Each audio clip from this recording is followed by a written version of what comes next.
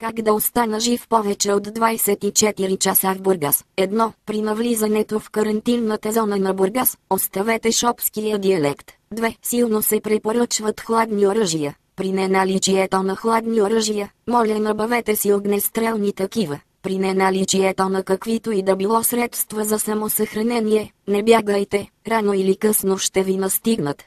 Ако някой ви предложи разходка до солниците, бягайте естествено, не към солниците. 3. Ако случайно вече имате контакт с големия риш или дългия, легнете на земята и молете за пощада. Ако не получите такава, по-добре се само наръгайте, за да не изтърпите ножките на бандата. 4. Не ходете пеш. Това е единствения начин да избегнете рижите. 5. Шанаджия, това е думата, която всеки уважаващ себе си помориец си повтаря непрекъснато. Ако съвсем случайно някой облечен с шапка Адидас, горница Адидас, долница Адидас, маратонки Адидас и хаусчантичка Адидас, ви каже: "Ей, ти шаноманяк ли си бе?" и ви засипе с бичове в зъбите, не се чудете. Вие сте в Бургас. 6. Не бъдете варненец, ако сте, не казвайте на никой. 7. Не ходете в Несебър, Поморие, Ахелой, Лазур, Сарафово, Изгрев, Зорница, Славейков. През Меден рудник минавайте само на 5, най-вероятно ще ви изчезнат джантите и ще ви източат бензина.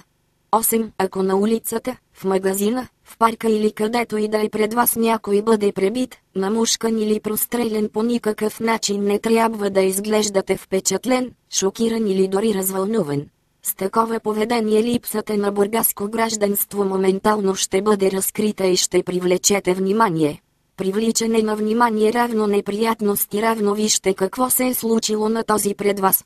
9. Ако се намирате в близост до нощно заведение и сте прочели някой от следните надписи: флирт, будуар, вселена или мания слънчев бряг, то вече е твърде късно, вие сте обречен.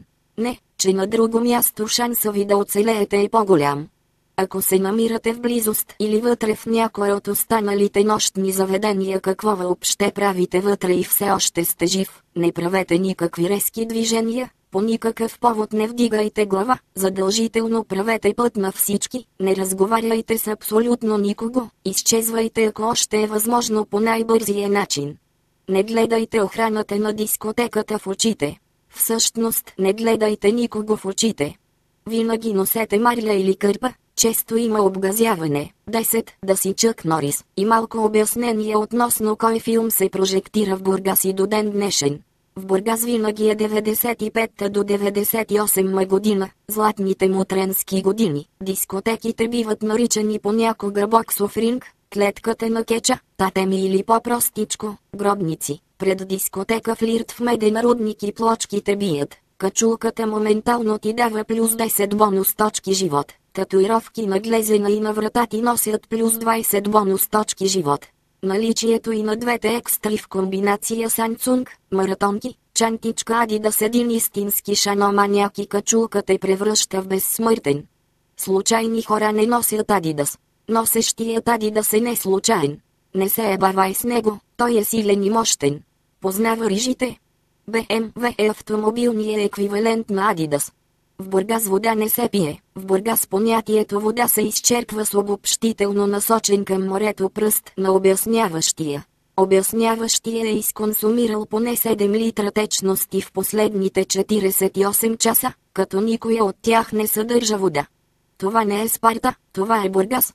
В Бургас всички са леки, дори хората с наднормено тегло пак са леки. Ако на улицата в Бургас ви кажат култовия израз "Кво ста, лек", как е лице, трябва да знаете, че това е добър признак. В Бургас хората си отмъщават с помощта на тарелки или спринцовки пълни с, ако най-новото е спринцовка с лазерен мерник. Друг популярен начин за отмъщение е забиването на кирки, мотики, лопати и всякакви селско-стопански сечива по автомобилите. Ако си подрастващ, в Бургас избираш да бъдеш батка, стафар или шматка. Бележка на автора. Стафара е наркозависим и в иерархията на града стои под шматките, затова по-добре да си шматка, а при приемането на качествена химия разбирайте стероиди можеш да мутираш в батка. Естествено, за да станеш такъв първо трябва да си по-глупав от нормалния за града стандарт, а също и да сцепиш няколко кратуни, иначе казано да набиеш някоя и друга шматка. красиво момиче в Бургас се нарича Тупалка, и винаги е натокана и облякана. Друг синоним е фолк-точилка. Ако е някоя по-грозничка се нарича мастия, миндил, кочур, тръба, патър, патърляк, качур, конски сурат, батал. Как да остана жив повече?